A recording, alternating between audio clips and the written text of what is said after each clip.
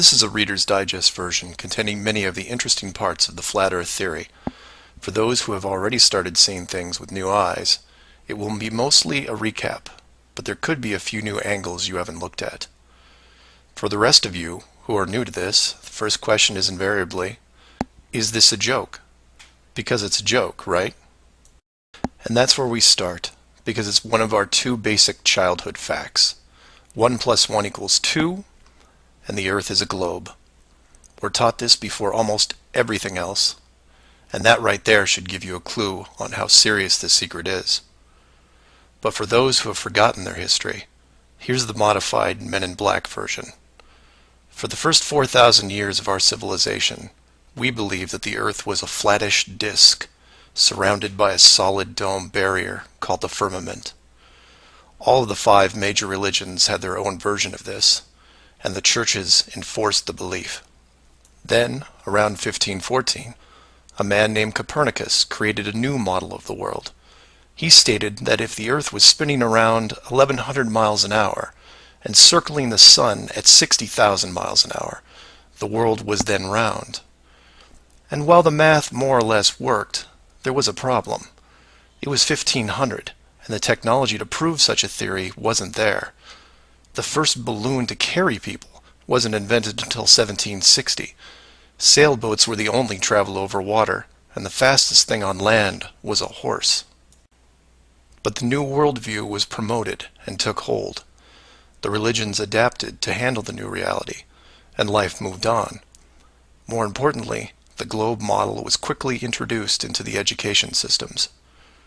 Over the next 500 years, the challenges to this model faded, to the point where the globe was accepted as universally as physical laws such as gravity. Read that again if you didn't absorb it. For 20 generations, people believed that the Earth was round because there was a globe in every classroom they sat in. There was no proof. Hundreds of years went by, and still civilization had no way of proving the theory.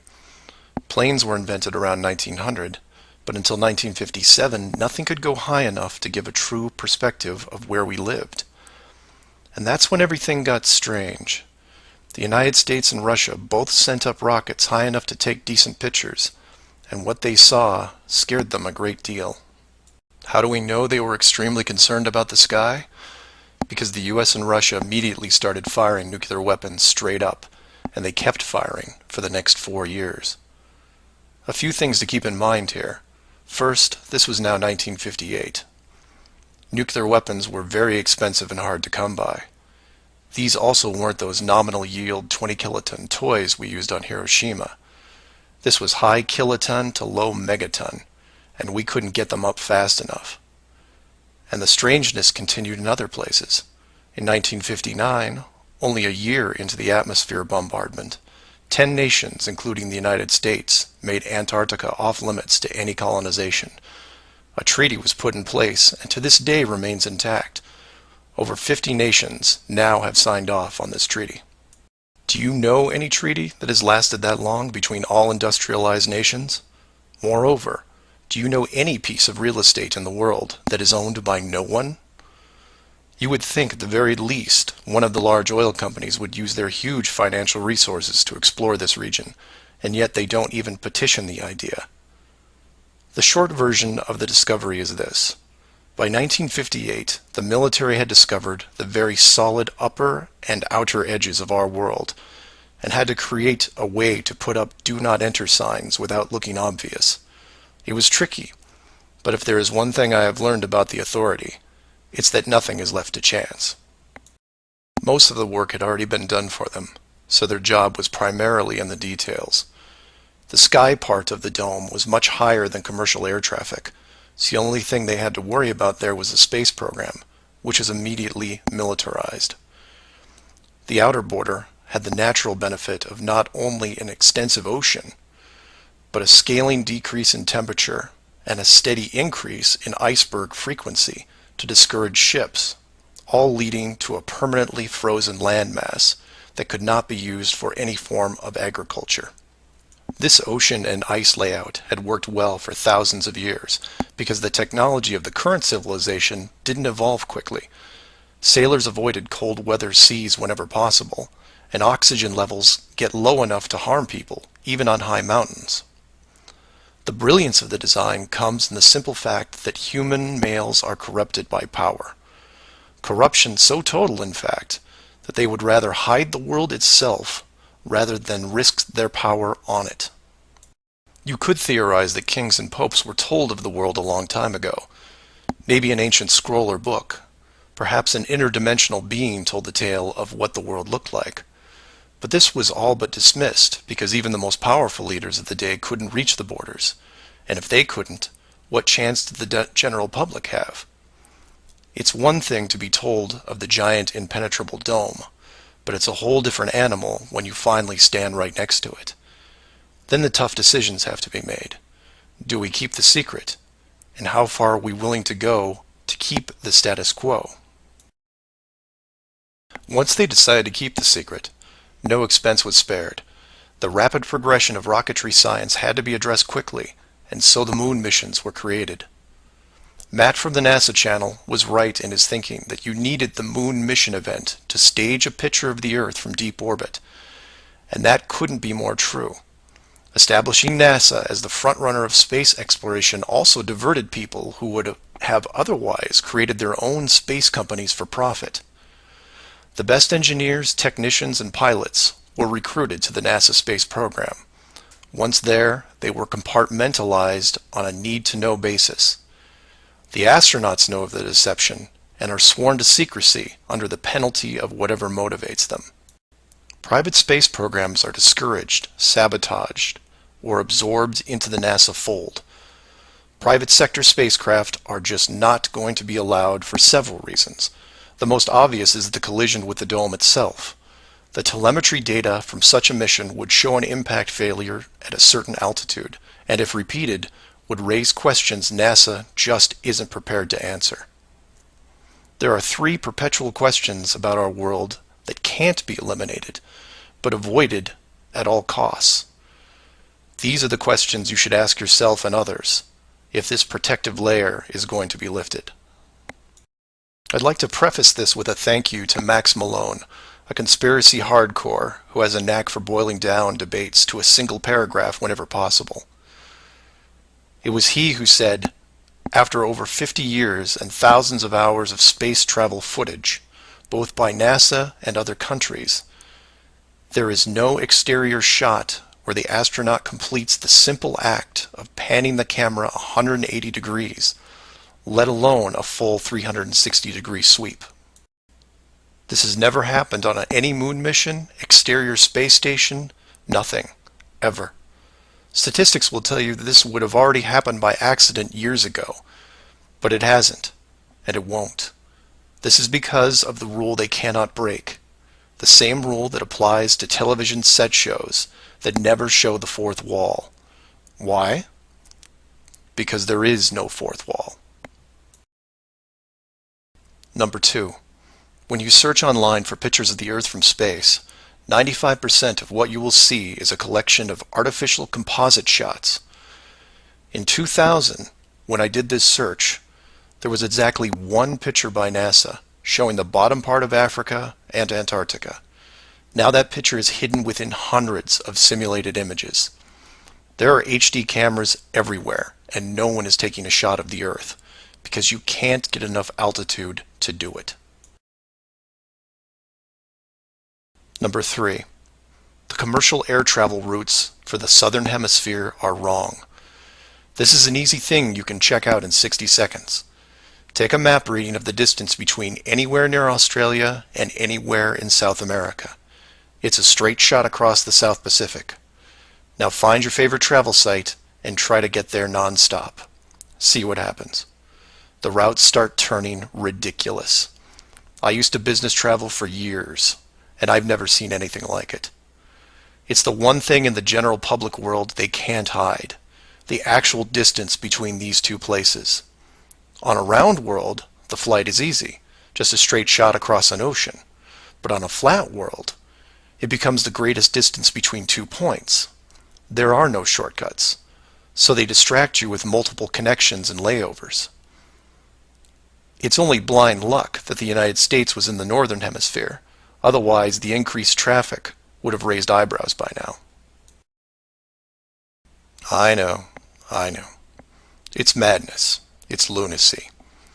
There are people who will tell you straight to your face that all the leaders of the world are lizards, and yet these people laugh out loud when you say the words flat earth. I was, and still am, a huge conspiracy guy. I literally ran out of new tin hat topics to research, and I still wouldn't look at this one without embarrassment. But every time I glanced at it, there was something unresolved. And once I saw the near perfection of the whole plan, I was hooked. Do your own homework. Ask the questions. Get past the possibility and see if you can move into an even bigger picture. Like who built the dome and why. That's where it starts to get really interesting and things start opening up.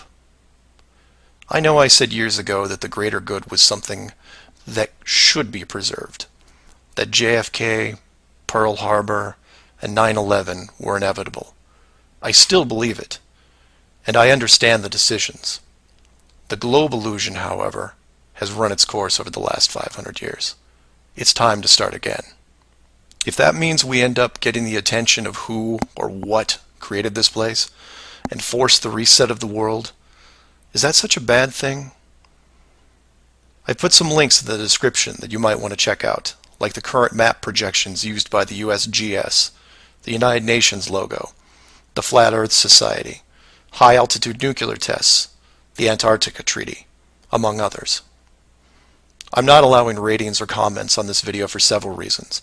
One, this topic seems to bring out the worst debates because of the initial denial. That, and I've seen dedicated trolls on the Flat Earth Society website who show up every day and say the same thing to new forum members. It's a joke. It's not serious. Nothing to see here. Kind of strange that there are full-time trolls on a site that has less than 500 members worldwide. This is part of a series of clues that can help you get your head around both the design of the flat Earth system we live in and who has been involved in the deception to hide it from you. The clue you have to look at is built upon another conspiracy that has been around for decades, namely the space program. Most of those watching this are aware of the varying theories revolving around NASA, the Apollo program, the space shuttle, the International Space Station, and so on. The clue itself isn't based on one of these highly debated topics, but the lack of one, more specifically, motion pictures based on actual events. This, like others in the series, is something you can check out for yourself. Everything you need to reference this is online. To begin, think of all the movies involving space travel that you've seen in your lifetime. You'll start with the obvious: Star Wars, Star Trek, Alien, just to name a few. In fact, if you go through your own personal list, you could probably come up with over 100 different off-world movies without breaking much of a sweat. That part is easy. For the second group, try to come up with space movies that aren't fantasy-based. You'll get a list that has Red Planet, Gravity, Mission to Mars, 2001, things like that. These films will usually take on a not-so-distant future theme, and where we could be down the road. And it's still a pretty good-sized list. These first two groups of films are encouraged by the authority, because they reinforce the globe model through assumption. The entertainment system demands that the globe view and solar system concept is a given. Therefore, the actual worldview must also be true. Or to put it another way, if you're using your suspension of disbelief as you watch a movie like, say, Gravity, then subconsciously you're reinforcing the movie right on top of the real world. The more of these movies you watch and enjoy, the more the lines blur between what you want to believe and what you actually know. Watch enough movies about Mars, and you will be less astonished when NASA announces an actual mission to Mars. Same with the Moon, other solar systems, and so on. Releasing the movie 2001: A Space Odyssey in 1968, right before the actual Moon missions, was no accident. It took the greatest director of all time 5 years to make, and several people who saw the theater screenings claimed that many military groups were listed in the credits, only to be removed years later. But 2001 is just a side note of this clue. For those who really want to dig into Stanley Kubrick's hidden vision, I highly recommend the documentary Room 237. A link to it is below as well.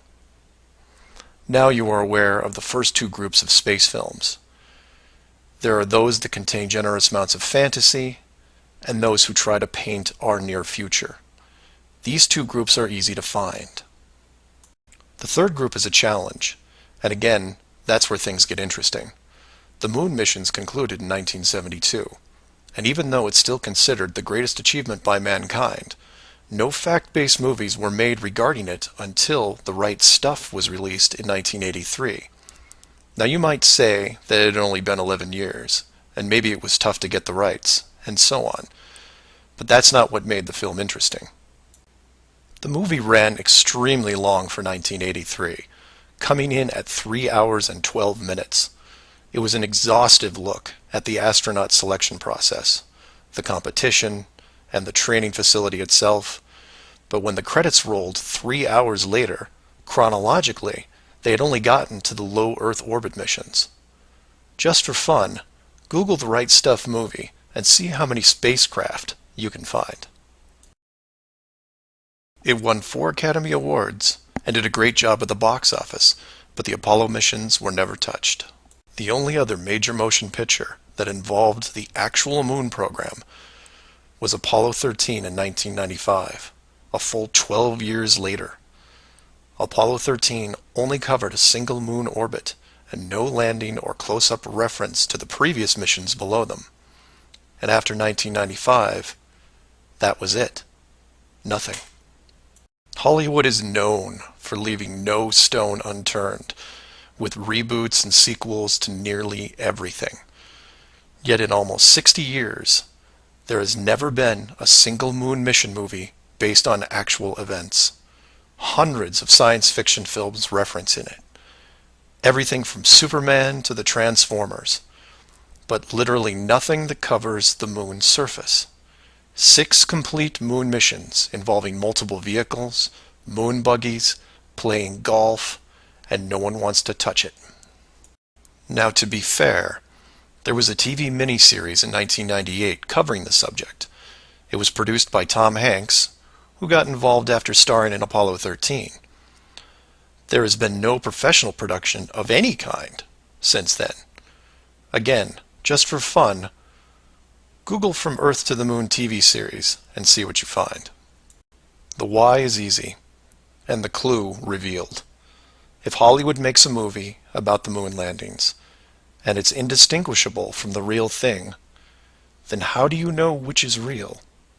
It raises some subtle questions involving stage technique and how long they've been in place. If Hollywood could fake it now, then when did they first have the ability?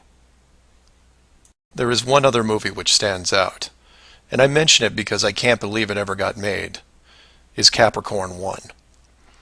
The film's plot involved the faking of a Mars mission and how it could be accomplished. In short, it's part of the Conspiracy World Bible. I highly recommend it, and the link is below. To summarize, all space movies are encouraged by the authority, except for the ones that are based on actual accounts. Those are not allowed. The moon program has been buried in entertainment because the moon cannot be reached. It's either outside the barrier or just a highly rendered image, like any planet you see when entering a video game. The world is flat, and this is just one clue. This clue revolves around one of the most remarkable men you may have never heard of, Richard E. Byrd, and his relationship with Antarctica and the secretive missions he carried out there until his dying day. Some of you have followed the legend of Richard Byrd through the hollow earth theory. We aren't going to be covering any hollow earth in this video, but instead focus on the man and his involvement with the South Pole. The Reader's Digest version of Richard Byrd is as follows. Born in 1888, he became an American naval officer who specialized in feats of exploration. He was a pioneering American aviator, Medal of Honor winner, polar explorer, aircraft navigator, expedition leader in the worst environments in the world, and the youngest admiral in the history of the Navy. In addition, his list of awards takes up several pages in Wikipedia, including 3 ticker tape parades in his honor. In short, he was Indiana Jones on steroids. Some people will say that Roy Chapman Andrews was the real Indiana Jones. And you might be right. But Richard Byrd beat Indy 6 days a week and twice on Sunday. I mention all his accolades to paint a picture of credibility and trust. The governments of the United States and the world trusted his judgment and leadership, and took advantage of every chance they had to put him in charge of special missions. The first large-scale mission was an expedition to Antarctica in 1928. This was noteworthy because even though he had just flown over the North Pole in 1926, all expeditions from 1928 on were focused on the South. The expedition lasted 2 years, and during it, at the age of 41, he was promoted to admiral. His second Antarctic expedition ran from 1933 to 1935, and his third from 39 to 40. While in Antarctica, he was also an advisor for other countries who had their own expeditions, including England, France, Germany, and building off previous countries' expeditions from Belgium, Japan, and Sweden. He then helped lead U.S. Navy fleet operations in World War II, was present during the Japanese surrender in 1945, but then something strange happened. He went back to Antarctica. Now, some of you aren't surprised because he'd been there since 1928, and I agree with you. It's the how that's interesting here. His fourth trip to Antarctica wasn't an expedition. It was a military operation called Operation High Jump. Commanding an entire aircraft carrier group that included 13 support ships, Admiral Byrd led 4,700 men to the South Pole, for reasons that are still shrouded to this day. Some say they were chasing the remaining Nazi fleet, even though Germany had surrendered a full year earlier. Others say there was a Nazi base established in Antarctica during the war, when Admiral Byrd was absent. None of these theories are important for this video. What we do know is that the U.S. had sent an excessively large military force to the ice, all under the guise of peaceful intentions. During this operation, Admiral Byrd told a Chile newspaper this: "The most important result of his observations and discoveries is the potential effect that they have in relation to the security of the United States. The fantastic speed in which the world is shrinking," recalled the Admiral, "is one of the most important lessons learned during his recent Antarctic exploration. I have to warn my compatriots that the time has ended when we were able to take refuge in our own isolation and rely on the certainty that the distances, the oceans, and the poles were a guarantee of safety."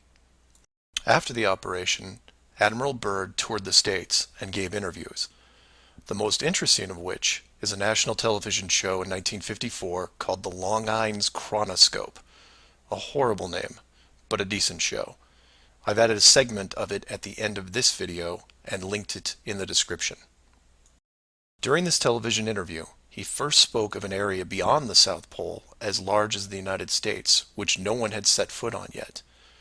He then went on to say that there would probably be expeditions year after year because the U.S. government had really become interested. The interviewers then probed as to why the interest in the South, when any perceived military threat from Russia, keep in mind this was 1954, would be from the North.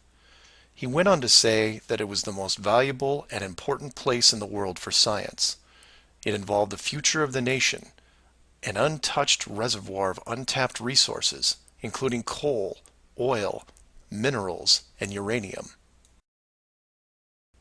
He added that at the time of the interview, there were 7 nations currently engaged in Antarctica, including Russia, Australia, Argentina, Chile, and New Zealand.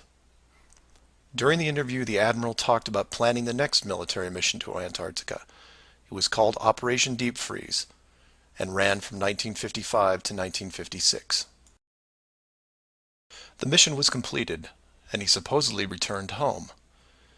Now this is where you come in and say, so what? And normally I'd agree with you. except for what happened next. Nothing happened next. The missions just suddenly stopped, and that was it. No other expeditions, military or otherwise, were conducted on the continent, ever. Then a treaty was put in place banning any country from doing basically anything. The end. And if you're wondering what you're missing, it's this. Admiral Byrd goes on television, says that this massive body of land, most of which sits on a plateau 2 miles high, is rich with every resource you could ever want, energy rich, pristine, with no indigenous population or plant life, and every country that has sent teams is ready to carve it up like a big turkey. Not to mention, there's an expanse of land larger than the United States they haven't even looked at yet. And out of the blue, everyone just calls the whole thing off? There are no environmentalists in 1959. This is land of diner food and 20-cent gas. I'm calling total BS on this one.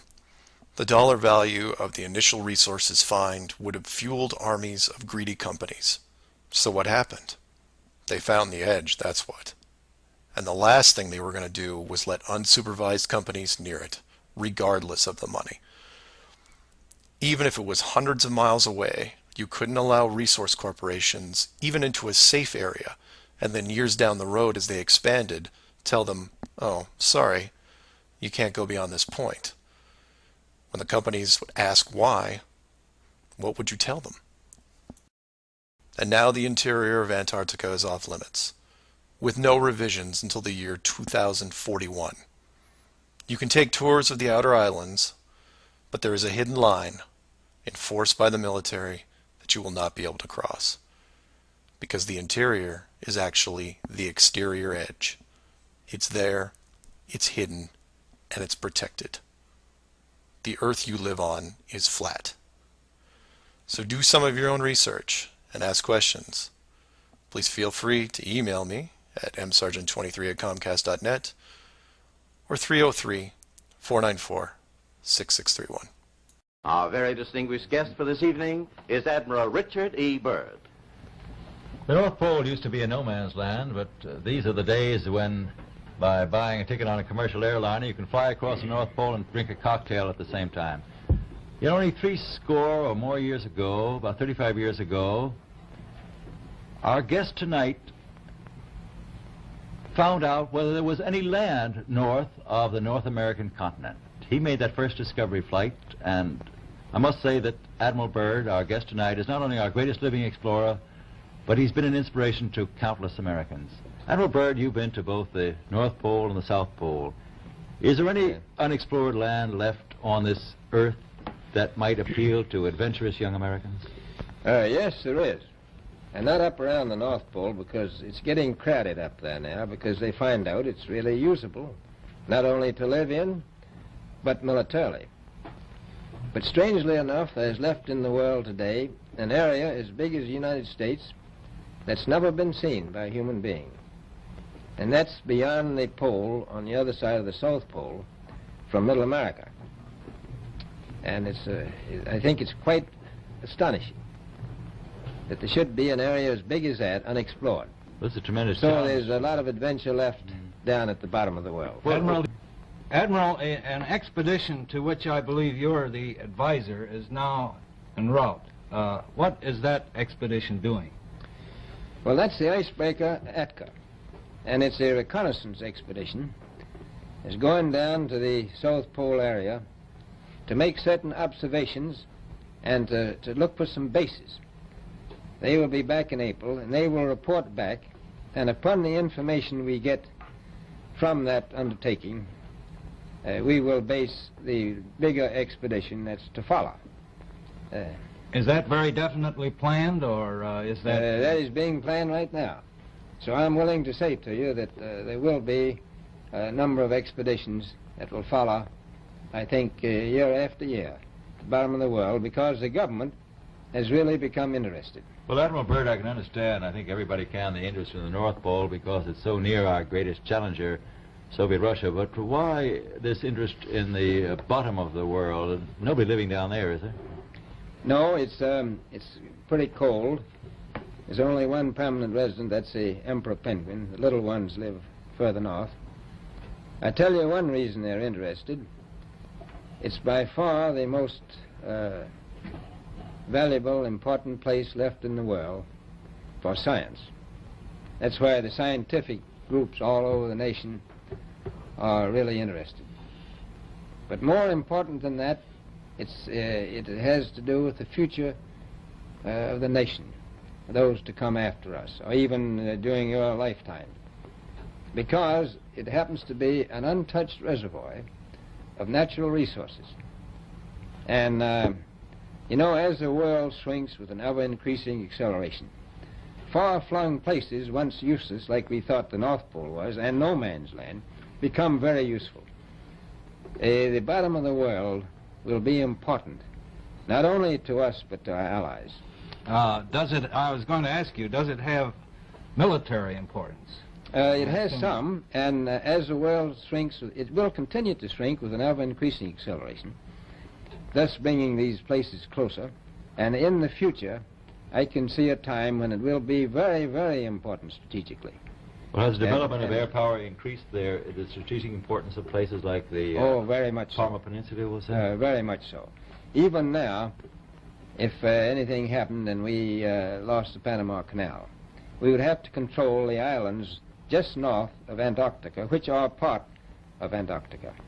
Then between there and Cape... Admiral, you speak of the resources of Antarctica. What are they? What are the natural resources there?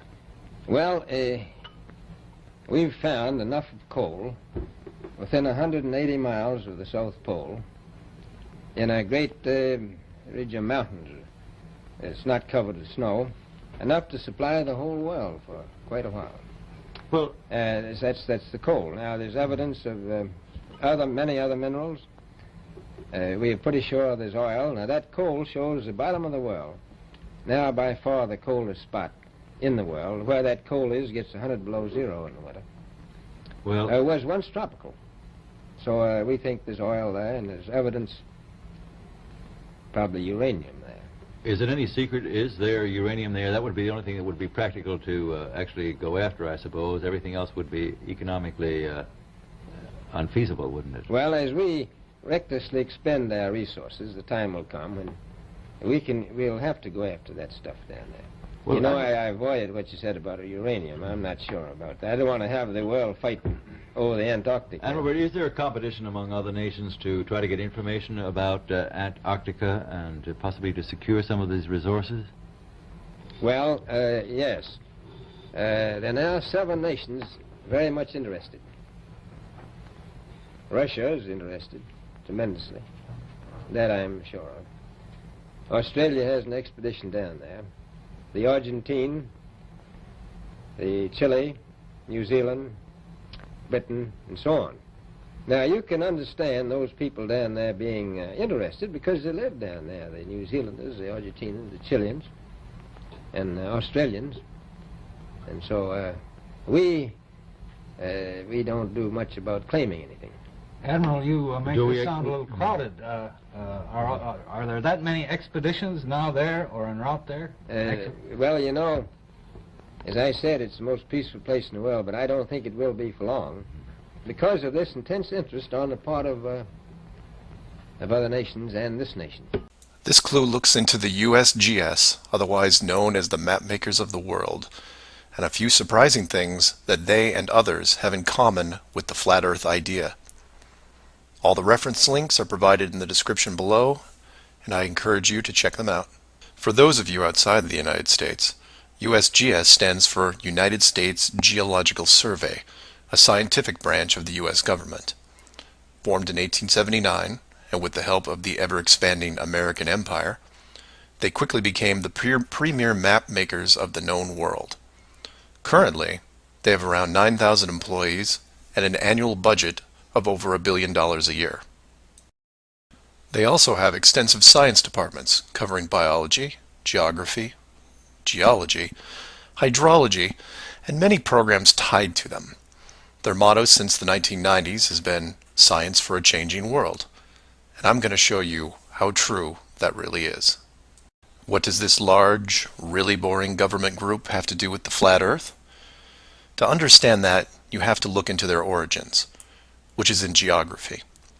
To do this, you'll need to open another page that specializes in maps. The maps you see in this video are from Wikipedia, but there are others you can reference as well.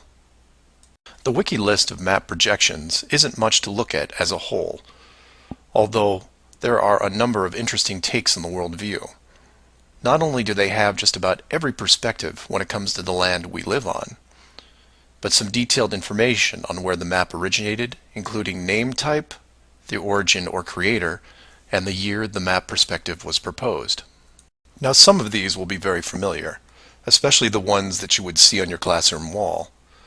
There are a number of variations here, but the one that has been debated on recently would be this one, the Gauls-Peters, which accurately shows the size difference between the continents, the most obvious clue being that the white continent of Greenland is actually tiny compared to Africa.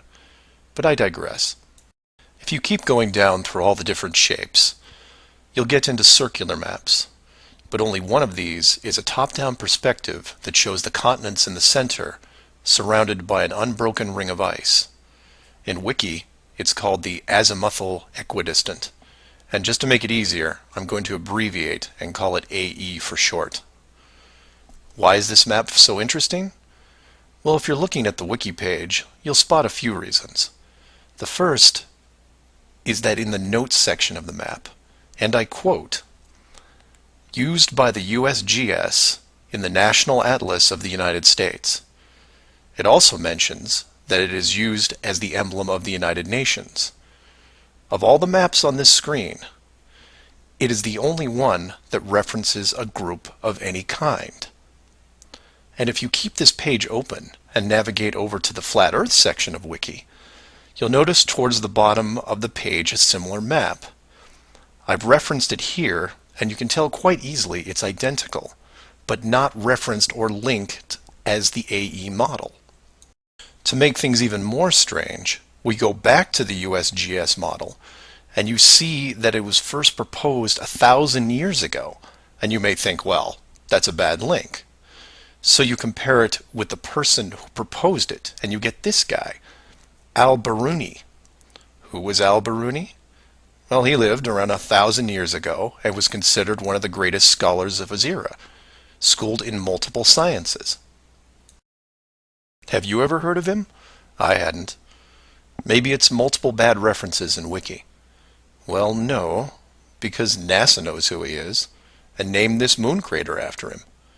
So why is the USGS using a version of the world map designed by a 1,000-year-old Persian scientist? Because it's correct. That's why. So to be clear, let's compare them again. The United Nations flag, the USGS official map of the Earth, and the Flat Earth model. All identical, but one isn't recognized and instead ridiculed as an outdated look at the world. And this is one of those political quandaries that the authority gets stuck in. The short version is this. The government is on the same page as the Flat Earth, but they can't admit it, even in confidence. We know the Earth isn't flat, they say, but it really is. We know you use the same map as we do, but ours is just an image.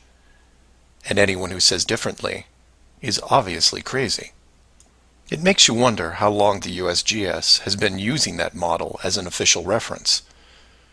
The United Nations started using it for their logos in 1945, and then made some final adjustments in 1947.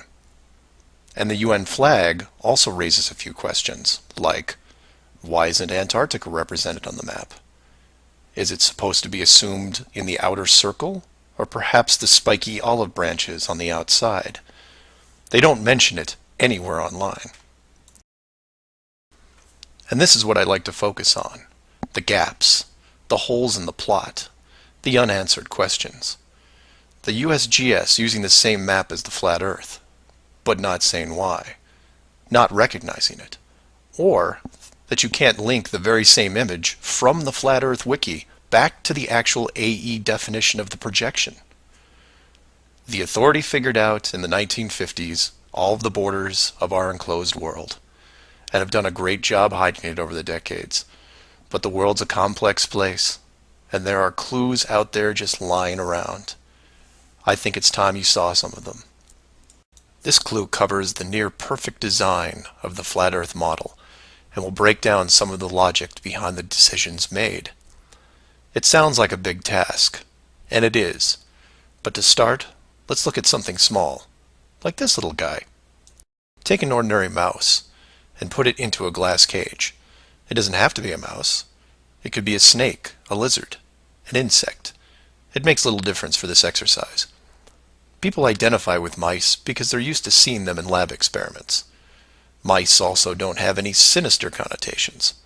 They're seen as relatively innocent and benign, the perfect test subject, as it were. I have yet to meet anyone who has a bias against the lab mouse. So the mouse goes into the box for the first time, and the reaction is always the same. It explores its surroundings, and more importantly, tests the barrier around it, probing for exits or potential exits. The mouse inspects every inch of its new glass home, and at some point settles into the acceptance that the walls are indeed solid, and that it may be there for a while. Every so often, it will repeat the process, again checking the boundaries of the cage, just in case something has changed. What it doesn't do is act like it would in the wild, because it realizes that it's in a form of captivity. The glass box doesn't even remotely resemble its natural environment. You could put this box in the middle of a forest, and the mouse may feel slightly better about its situation, but it still knows that it's been trapped against its will, and will settle into a non-native lifestyle. You could take all the other small animals that could be substituted for a mouse, the snake, the lizard, the insect. It makes no difference. The result will invariably be the same. Repeated probing for escape routes, then acceptance. Take the same animal and now put it into the middle of a 100-mile square wildlife preserve, surrounded on all sides by a similar type of glass enclosure. The creature doesn't even bother to rush the sides of the preserve and start testing the boundaries, mostly because it's out of visual range. It could be days or even weeks before it even encounters a single fence. The animal's routine is spent doing what it normally would do. It eats, it sleeps, it breeds. It does everything that it would naturally do in the wild. If one day the animal approaches the fence, there might be some curiosity, but any anxiety is quickly resolved by just turning around and heading back into the vast expanse from which it came. The fence does not pose a potential problem for the animals in the preserve because it is so small compared to the expanse they live in, and dwelling on it doesn't hold any interest. We're assuming here that the fence is high enough to discourage flying creatures as well, deep enough to stop burrowing classes, and if you want, reaches the floor of any nearby bodies of water, stopping any clever aquatic types. The point here is that all creatures great and small inside a giant wildlife preserve, when encountering the fence, wouldn't care. They would all, in their own way, just shrug and move on with their lives. However, if you take a human, male or female, regardless of education or nurturing, and put them in the exact same wildlife sanctuary, the response would be quite different. When the human approaches the glass fence, they don't see it as a minor distraction. They pause, they wonder, and more importantly, they ask questions, either internally or amongst others. Why is the fence here? How far does it reach? Can I dig underneath, or climb over, or go around it? These questions continue in a way you might imagine, but eventually a bigger question jumps to the top of the list. Who built the fence? It is that which changes not only the type of questions being asked, but how the human being, or beings, look at their world. The giant wildlife preserve suddenly gets smaller. Each new fence border discovered starts to artificially constrict their expanse, even though the dimensions haven't changed. Before long, the preserve, their home, loses some of its relevance. The fence is a reminder of the unknown. It provokes fear and endless speculation within the human. Given enough time, the importance of the preserve continues to be reduced, especially in relation to the fence. And the reason why it's so engrossing for the human is simple. It's there. It's real. They can see it. and maybe even touch it. Adding more humans to the equation increases the disparity of the situation by orders of magnitude. Have you seen the fence? Do you know how long it's been here? Have you ever known anyone that's been outside it? It's older than us. Who is responsible for the fence? What can we do to appease the group that created it? You can see what this might lead to.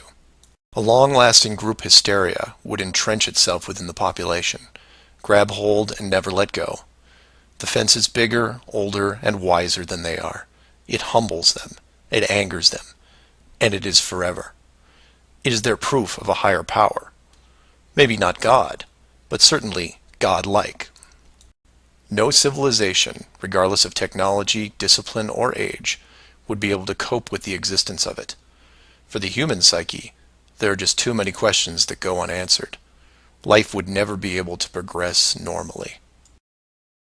To summarize, a garden variety wildlife preserve would work for 99.99% of all the world's life forms.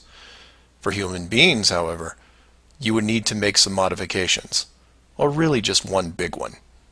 So let's take a look at a few examples of how this could be accomplished, and from there expand it. The first failed example can be seen in the 1998 movie Dark City. This is a good starting point to get you in the right mindset. The premise here is that an advanced race creates a small flat Earth area, complete with a traditional dome. The design, however, is initially flawed in that they built the city all the way to the outer edge, leaving no room for error. To compensate for this, they altered the memories of the human population on a regular basis, therefore repressing any long-term investigations. However, in movies, there are always anomalies, like the police officer who realizes that even though he remembers visiting a place called Shell Beach, there is no way to reach it, because Shell Beach is outside of the flat world and never existed. He just keeps going around the circular city that has no exits. In the end, another man, the hero of the movie, makes it to the edge, steals the advanced race's power, and creates an ocean, which really should have been there in the first place. Move from there to a movie released only 4 months later called The Truman Show. Inevitably, all flat earthers have to take a hard look at this movie from a technical point of view. The movie follows the same lines as Dark City, but in a much more relatable premise, that of a giant television stage built so that the outside world can watch a person go through his life without any knowledge that he is living inside a flat world, surrounded by a physical dome. The movie is interesting on several levels, including construction. Using their existing model of a small town, bordered on one side by a large lagoon and wilderness, and the other a seemingly expansive ocean, while better than Dark City, still had its flaws. For one, it was less than 20 miles across, and even though Truman's desire to explore was repressed, there was still a chance that he would venture to the outer edge, which is where the movie ended. But for the most part, it worked. Truman believed the entire scenario because he was born into it, and then lived 30-plus years without any reason to doubt where he was, which could be said for any of us. If it wasn't for the, and we'll say movie mistakes, that the studio fell victim to, then the show would have never ended. And this then raises hypothetical scenarios like, how many kids like Truman could you have raised inside that dome? 10? 50? Now, logistically, you can see how it might be problematic in keeping tabs on that many kids, especially as they got older. But with enough sleight of hand, it could be possible. A fictional situation just like that was made into the 2004 movie, The Village. And even though it turned into one of those M. Night Shyamalan plot twist things, the premise was very feasible. A wealthy group of idealists buy a large parcel of land in an existing wildlife preserve, create a small town from the 1800s, and raise children there. They pay off government officials to keep planes far away, and spread a myth that monsters live in the forest. As far as the kids are concerned, they actually are living in a small Pennsylvania town in the 1800s. And being born into it, why wouldn't they? If the story continued, eventually the elders that founded the town would all pass away, leaving the children to pass on the legacy, free from any burden of guilt that their world was not what it appeared to be. And keep in mind, this was done with very little land manipulation and no dome. This then circles back to how many actors the fictional Truman Show really needed to hire. Other than the leads who did product placement, the rest of the town could actually just live their lives like anyone else. Use phone lines to call outside, go to restaurants, watch television at home, and so on. But again, I digress. Assuming the technology was possible, how many people like Truman could you keep in a dome the size of, say, a state that was hundreds of miles across? Probably thousands. If you kept expanding the size of the dome to a few thousand miles, well, then you're talking millions. But when it gets that big, something interesting happens. You don't need the actors anymore. Start it up like The Village, and within just a few generations, everyone is oblivious. And you can leave them to their own devices. Starting to sound familiar? In fact, the larger you make the enclosed world, the less micromanaging needs to be done. It gets easier as it scales up. This brings us back to the missing modification you need for the human race. To keep the storylines consistent and remove all the hocus pocus of monsters in the woods or that you can't get to Shell Beach, you place in gradual negative reinforcement, one that creates an illusion of choice. Say, for example, that Truman went out in the sailboat the same as before, but this time the dome was twice the size and the simulated ocean far larger. How far would he travel before getting hungry, thirsty, or tired? The movie ending is then in doubt. And if you compare this scenario where you are now, then you start to see it. Look at the flat Earth map again. Continents grouped in the center, surrounded in all directions by hundreds of miles of salt water. Think about how much further ancient ships would have traveled if you could drink what you were sailing on. As you move closer to the edge, the temperature starts taking a nosedive. Then you start seeing icebergs. If that doesn't stop you, then you run into what we call Antarctica, which is a steep climb 2 miles up with no plant life or indigenous livestock animals. And if you had the wherewithal to make it that far, you would still have hundreds of miles of endless ice and snow. It's easy to see why so few people have gone the distance. Compare this to the upper ceiling, which is much easier to maintain.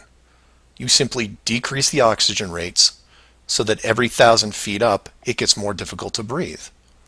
This slows down exploration over mountain ranges and discourages limited control flight, such as balloons. Also keep in mind that the dome itself doesn't have to be that high in relation to the outer ring. With commercial aircraft capping out at 10 miles and rockets less than 400, the dome would actually look more like a stadium roof, depending on how you wanted to display things like the sun, moon, and stars. An enclosed world with these type of safeguards would be able to sustain an unknowing population for, say, what, 4,500 years? Then you could artificially introduce a globe model into the scientific community before the civilization technology reaches a point that could lead to discovery. And 500 years later, here we are. A civilization inside an amazing structure, doing what we would naturally do, while the authority stands by the gate and fears the consequences if we ever found out for ourselves. This clue covers the inevitable and sometimes frustrating question of why the authority would go to all the trouble of hiding the flat Earth. My hope here is to show you different angles and a progression of events, all of which lead to a very changed world, both physically and mentally. To open, we have to go way back to when the world was a much more simple place. You had your 5 major religions, including Buddhism, Hinduism, Judaism, Islam, and Christianity. Each of these groups had their own version of what is known in Genesis as the firmament, or the flat circular world enclosed by a solid dome-like barrier from where the creator, or creators, looked on. I'm not going to explore all the subtle differences between the groups. Suffice it to say that it's interesting that despite their differences that led to acts of horrible violence between them, there was no real Earth model debate. So around 500 years ago, the science community, led by Copernicus, who probably had a little help, introduced what we now know as the heliocentric, or globe model of the world, which in turn changed the solar system, galaxy, and so on. The religions, seeing that this globe model was gaining popularity, feared a loss in the fan base, so they all adapted their religion to include the globe model. From their point of view, it was a small change from a circular to a globe world, and really, in a few generations, who would remember anyway? So the churches, mosques, temples wrapped up their flat earth model in a metaphoric soft cloth and put it in the drawer with the good silver for safekeeping. Remember this, because we'll come back to it later. And hundreds of years went by, with science promoting all the aspects of the globe, and the religions promoting their beliefs upon this globe. The world kept spinning, so to speak, and everyone was happy. Then in the early part of the 1900s, you get this pesky explorer named Richard Byrd. He has family money, all the right connections, and secures basically unlimited funding and the government green light to probe every piece of unseen territory there is. It was inevitable, I guess. A young man who has an unquenchable desire to see all that there is to see, and then granting him the tools needed to accomplish this goal.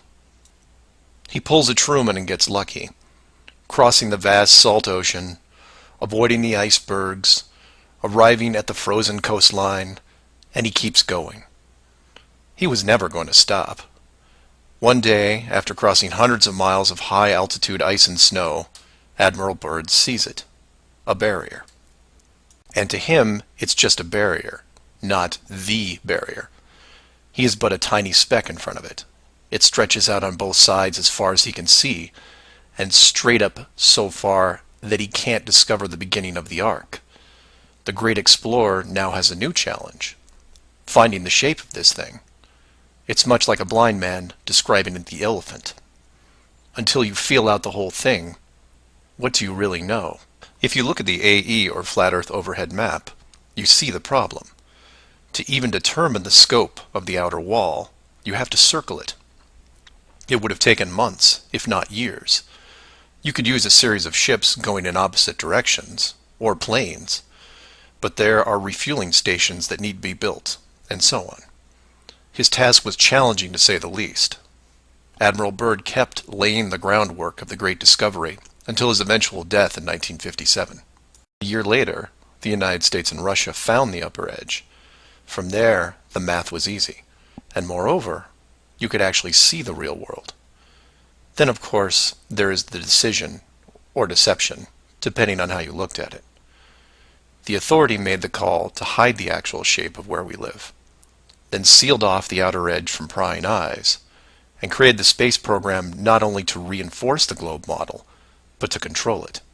There was really only one reason they cared about this, and it takes a while to process. So let's look at the immediate effects of actual disclosure and work our way up to the authorities' biggest fear. For this exercise, we'll look at releasing the news today, instead of, say, 1958. While 1958 would have been easier, it's much more relevant and entertaining to explain it in modern terms. We start with a press conference by, let's say, the United Nations, who have discovered that the world is indeed enclosed in a giant high-tech dome of unknown origin and age. The public reacts with wonder and awe, trying to take in the sheer scope of this announcement. Facebook crashes, Twitter crashes, entire mobile networks crash. It's like hitting a beehive with a sledgehammer. News organizations around the world send teams to the outer edge to confirm the finding, and the general public is glued to their media devices. That's the good news, the excitement, the revelation, the positive shock. Then the bad news starts coming in waves, some of which you might not expect. The first is the immediate disbanding of NASA and all other world space programs, for obvious reasons. Most governments will secretly pardon these groups and keep them immune from class action lawsuits. The lawsuits themselves coming from NASA investment groups, claiming fraud. Regardless, everyone at NASA, despite their good intentions, is out of a job overnight. And this is where you would say, good, they deserve it. About time they stopped lying to everyone. Oh, but it doesn't stop there, because every contractor and subcontractor that are exclusively tied to NASA, they have to shut down as well. Fine, a few thousand jobs lost, no big deal. And the ripples continue to spread, some bigger than others. Observatories all over the world closed their doors, and the reasoning is this. If you've been looking at the ceiling for decades and couldn't tell it was a ceiling, then what good are you? Every university in the world that has an astronomy or astrophysics program, well, they don't anymore. Stephen Hawking, his book writing days are over. Carl Sagan, no more nova in syndication, I guarantee it. Those professors are going to have to retool their skills and be prepared to answer one giant question. How did you not see it? Weren't there clues? People start finger pointing, and it will continue for years. And still my fellow flat earthers will say, well, hell, that doesn't sound too bad. So some nerds around the world lose their jobs. So what? You don't get off that easy, is what. The finger pointing at the now defunct NASA will then turn to finger pointing at the government, who directed the whole thing. This is where we run into some dangerous ground, involving things like the Ark of the Covenant, the Holy Grail, and the Ring of Power. And you say, you lost me. I was with you until you started bringing up religious artifacts from movies. And you're supposed to be lost. Of the 5 major religions we mentioned earlier, those being Buddhism, Hinduism, Judaism, Islam, and Christianity, none have been able to produce a supernatural object over the last 5,000 years. And trust me, it would be beneficial to do so. The Ark of the Covenant would benefit Judaism, the Holy Grail Christianity, and the Ring of Power, well, that benefits someone else. Maybe I'll leave alone for now. The point is that all religions are actively seeking their leverage against science. You've heard of the division between church and state. Well, here it is. Advantage church. The barrier becomes a giant religious symbol, and since it is backed by the Big Five, it also becomes universal. The Big Five then go into their drawer with the good silver and pull out this belief that was forgotten but not lost, and say, we knew it all along, and science lied to us. Temporarily, all religions unite against science, who has been only moderately weakened by the removal of their astronomy and astrophysics divisions. But the public won't care, because they will listen to the group shouting the loudest, and no one yells louder than the church. They will scream with righteous fury that the dome was built by our God, your God, and the people will turn to science and hear nothing but crickets. And that's where the world changes, because in times of great stress, the public will want words, and while religion has no shortage of them, science simply is incapable of taking leaps of faith. I'll take a glass half full approach and say that anyone listening to this is probably an intelligent, rational person, one who can make informed decisions outside of the conventional doctrine. But for every one of you, there are hundreds, if not thousands, of mouth-breathing troglodytes who will not walk but run to the respective house of religion and say, you were right about this. What else can you teach me? This is what fills the current authority with pause. The unknown response to that question. Will religion take the high road and work with what remains of science to discover the truth? It's possible, I suppose. It's also possible that religion will combine this technologically advanced society with a revitalized and aggressive doctrine that then transforms daily life into something that makes the book 1984 seem like a Saturday morning cartoon show. I'm hoping that mankind will prove me wrong, but so far, that isn't the case. This clue looks into the inevitable design question below the surface, or more specifically, how thick the flat Earth design would need to be. To start, let's quickly recap the design features so far. A basic dome structure made up of advanced high-density material, thousands of miles wide, and at least 100 miles in height. The ceiling of said structure being projected upon by an ultra-high-definition system using super LED technology and a combination of 2D and 3D imaging to simulate all celestial bodies, including sun, moon, stars, and so on. This ceiling is then protected by a scaling decrease in temperature and oxygen levels to the point where human life isn't naturally sustainable above 4 miles. The lower surface of the dome structure consists of an organic layout of continents grouped at the center, ensuring that no land bridge exists to the outer ring. This is then surrounded by hundreds of miles of salt water in order to limit sea travel. The salt oceans are then adjusted with a scaling decrease in temperature as the outer area is approached, to the point where salt water freezes, forming icebergs, further reducing sea travel. The outer ring is then elevated to a height of 10,000 feet, reducing oxygen levels, and a buffer zone of 300 miles is created. This zone is devoid of all life forms that could be used as food, further discouraging land travel. That all sounds pretty good, but we left out one thing: depth. Keeping human beings away from the ceiling is easy, because it requires higher technology. Protecting the outer ring is a little more difficult, but can be accomplished with layers of negative reinforcement. Protecting the actual common ground is a different challenge, because digging is basic. Everyone knows how to use a shovel, and most construction requires a generous amount of digging. In addition, natural resources such as coal, oil, minerals are harvested through large-scale digging operations. So it's safe to say that any human population is going to be digging a lot of holes, because it's easy and it's necessary to continue their way of life. That being said, how thick would you need to make the flat Earth model so that people didn't accidentally dig their way through? You could use the same method as the outside barrier and create a series of undesirable layers, ending in a solid barrier. But the ever-expanding increases in general population would create an unnecessary risk. If the bottom of the flat Earth was composed of, say, an unbreakable material, this would pique the digger's curiosity, and if repeated all over the world, would raise suspicions of design.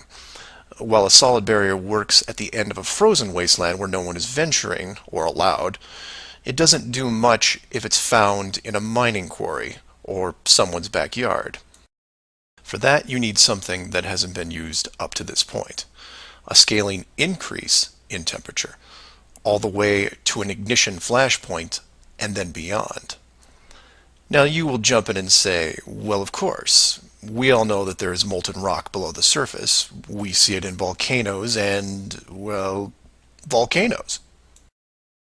Yes, you do. And we've all seen the cross-section diagram of the globe Earth, which shows ever brighter bands of molten structure and so on, which is why I included the wiki link in the description that covers the official view of the Earth's structure. And I quote, "Scientific understanding of the internal structure of the Earth is based on observations of rock in outcrop, samples brought to the surface from greater depths by volcanoes, analysis of seismic waves, measurements of gravitational and magnetic fields, and experiments with crystals at pressure and temperatures characteristic of the Earth's deep interior." In short, they have no clue on what's below them. None. In fact, the deepest holes ever drilled, which I've also linked in the description, only go down 8 miles. To repeat, no one has gone below 8 miles anywhere. And every drilling survey is the same: a scaling increase in temperature to the point where drill bits stop working. And you come back and say, but volcanoes. Yes, there are volcanoes, holes in the earth where molten rock is produced, under pressure, I might add. Certainly that can't be artificially created. No? We can melt rock right now. It's called a smelting plant. What do you think your car is made out of? Melted, reformed, and polished rock. We have the technology to do this, it all comes down to scale. Create a large set of furnaces at, say, 50 miles below the surface that can melt and pump molten rock. And you say, what would the furnaces be made out of? Oh, I don't know. How about the same dome material that can withstand nuclear weapons? So you take the molten rock, locate a few random access points on the surface, and the rest comes naturally. Volcanoes also reinforce the Earth structure model that the molten rock goes all the way to the core, which then in turn reinforces the globe model, and then we're back to where we are now. A smoldering globe flying through space at high speeds that from a design standpoint makes no sense. So how thick would the flat Earth model floor need to be? Oh, for common use, say less than 100 miles, similar to the ceiling in scale. Large heat generators placed in a pattern, a thin layer of molten rock 10 to 20 miles down, which is really just a geologic pipe system to help with the generation of terrain. And there you have it, an efficient way of discouraging all those digging humans from reaching too far, combining a physical barrier with a mental one. 8 miles down and you're going to tell me what the entire core looks like? Give me a break. This clue looks into a topic I only glanced at in the original guide, which is the southern hemisphere, or in the flat Earth model, the land masses closest to the outer ring. I like to give credit where credit is due, and the long haul title was given to me by a fellow flat earther who did some of the same research I did. The summary of the video is this. If you are looking to show someone how to view the flat Earth from a practical point of view, this is the example I would use. I'm going to show you how strange the world looks using just a few websites, some simple math, a couple minutes, and your brain. You don't have to write anything down, unless you want to, of course. I'll give you everything you need on screen and break down one of the examples as well. I'll also link the sites in the description for reference. First, here are some websites that help you calculate distance. The GPS on your phone already does this, and you may have an app as well, but here are some dedicated examples. Timeanddate.com, tripit.com, distancefrom2.net, worldatlas.com, freemaptools.com, and travelmath.com. If your favorite isn't listed here, like Google Maps, then use whatever is most familiar to you. Now we are going to look at two specific groups of cities. The first group is going to be from the area around Australia, including New Zealand. We'll call this Group 1. Group 1 includes Melbourne, Australia, Sydney, Australia, Perth, Australia, Auckland, New Zealand, Christchurch, New Zealand, and Hamilton, New Zealand. The second group is going to be some cities in South America, all in the southern hemisphere. I mention this because if you go high enough, you will run into a few cities that won't work. Group 2 includes Rio de Janeiro, Brazil, Sao Paulo, Brazil, Brasilia, Brazil, Buenos Aires, Argentina, Lima, Peru, and Santiago, Chile. Again, there is a link in the description with many other airports. Now, these two groups are interchangeable, as you would imagine, so you can start or end with either Group 1 or 2. The results will be the same, and just to make it interesting, I'll use a slightly different example which a fellow flat earther did the legwork on and show you that even these two groups aren't exclusive. So you take anything from Group 1 and anything from Group 2 and you get some distances ranging from 6,000 to 8,000 miles roughly. That's all I want you to do here is get that part in your head, noticing that the root is bent because they have to account for the curvature of the Earth. All these directions are what you would expect, a straight shot over the South Pacific Ocean. Now, just to prove it's not an exclusive route, instead of starting in, say, Rio and landing in Auckland, I'll start what should be the opposite side, in Cape Town, South Africa, which is roughly the same distance on a globe Earth coming in at 7,300 miles. Notice on the map it's still a straight shot through the Indian Ocean and not crossing any countries. An easy route.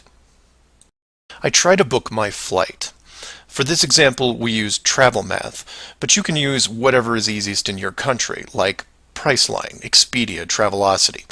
It will make no difference because they're all tied to the same system. And this is when everything goes wrong. So the first leg, the airlines don't send me due east, but instead shoot me 4,700 miles almost due north to Dubai. Okay, maybe we're just picking up people. Seems a bit excessive, but I'll go with it. I'm probably comfortable in my seat drinking vodka tonics anyway. And from Dubai, it should be a straight shot home to Auckland, right? No. Now they send me southeast to Melbourne, a mere 7,300 miles. And then finally a third leg from Melbourne to Auckland coming in at around 1,600 miles. I'm rounding up or down to make the math easier. Regardless, the total miles for this flight is almost double what should be expected, coming in at 13,600 miles. In addition, the trip took me 37 hours. How long should it have taken? Well, in a 777, about 12. Now this is where you come in and say, well, it's probably an isolated incident, or some strange connection thing. You know how the airlines are. Oh no, my friends. We can do this all day. This roulette table is rigged, and there is no way to get a fair game. The first part of the clue is the utter lack of non-stop flights from anywhere in this hemisphere, which is why I give you multiple cities in each group. And here's the plot hole for you. Flying from international cities like Sydney, Rio, Santiago, or anywhere else close by, you can't get a single non-stop flight, no matter how much money you pay. I tried to do this for an entire night, and it was like playing an online casino game, one that I was losing most of the time. The connections kept coming in like spam windows.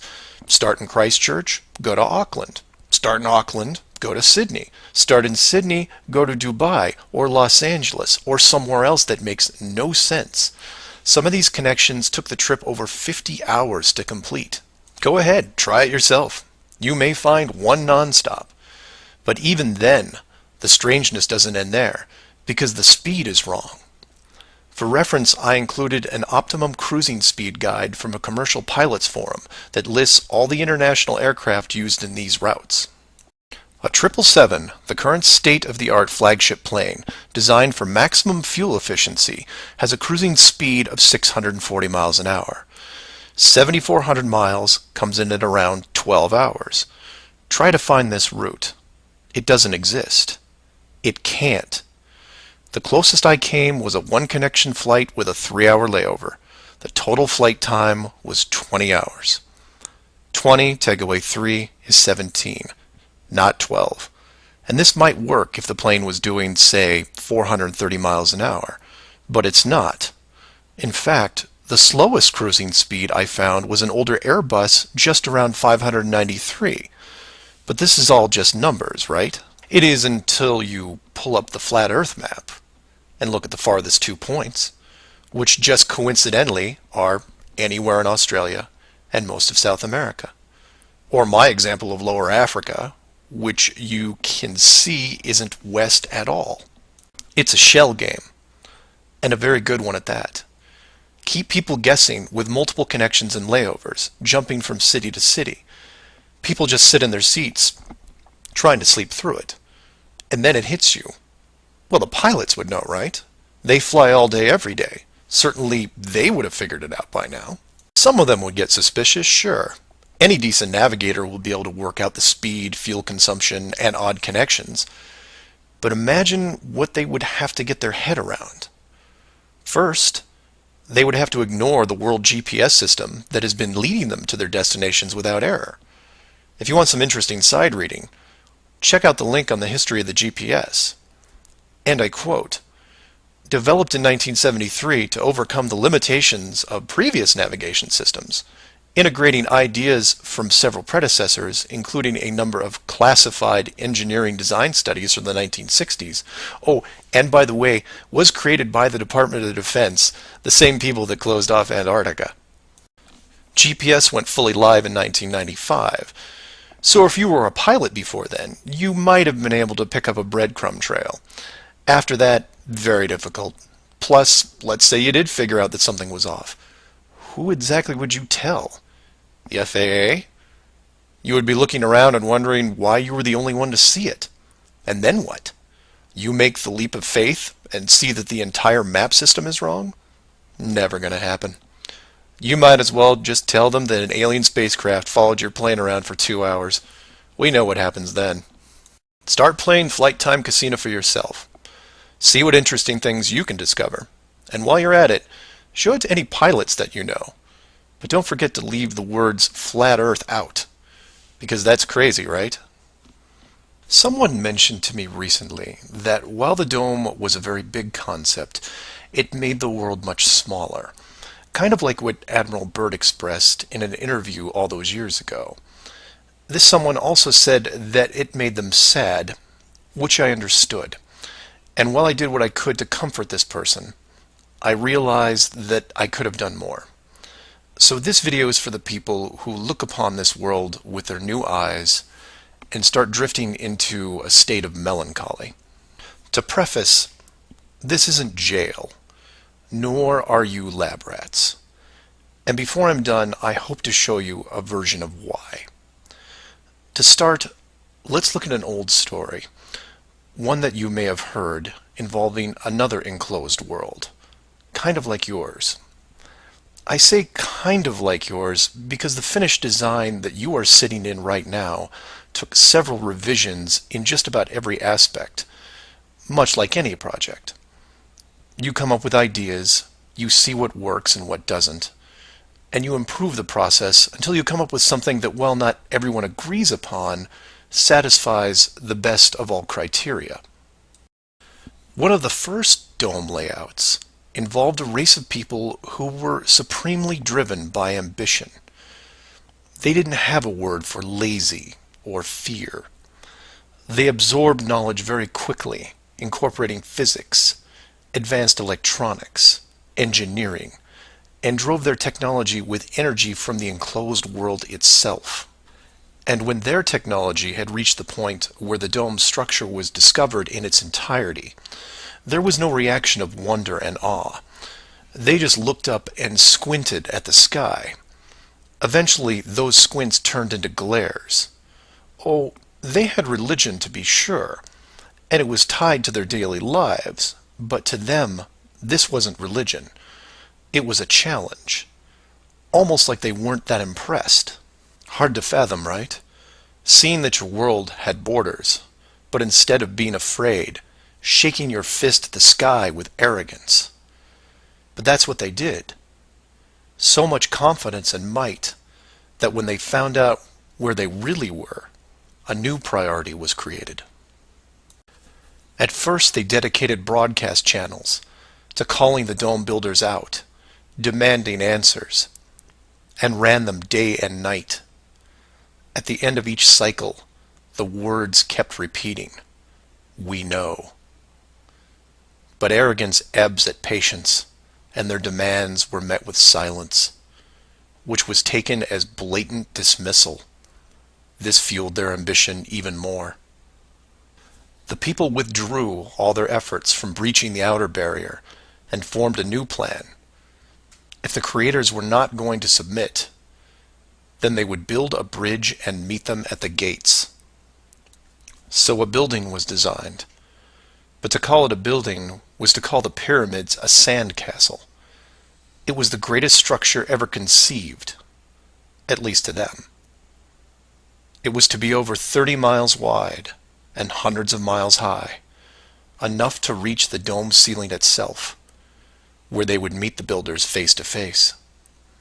They abandoned nature completely and pushed aside ecologic systems to accomplish their goal.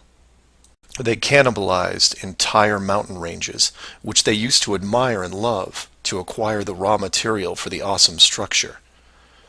The work crews built with flawless precision, and it was obvious that it was going to succeed. A bridge to the edge of the sky itself. The work would only pause long enough for the mighty armies below to look up and yell, "We come for you," so loudly that on a clear day you could actually feel the dome shake. And the creators, faced with their first great challenge, decided to start again. and the people were changed, their language fragmented so that the builders couldn't continue. The tower was dismantled, their technology removed and forgotten, and the people scattered. A new group was introduced to the dome, divided in every way imaginable, so that unity was next to impossible, and everything slowed down. Languages evolved and devolved into other dialects, and the languages produced text, which produced different forms of culture, and some amazing things began to happen, the most important of which was the arts. The dome builders saw the artistic pool develop into several distinct forms. Everything drawn in any medium on a flat surface. Everything molded that took on a three-dimensional shape. Everything that produced music. All things that make up the human form and motion. And all the written works.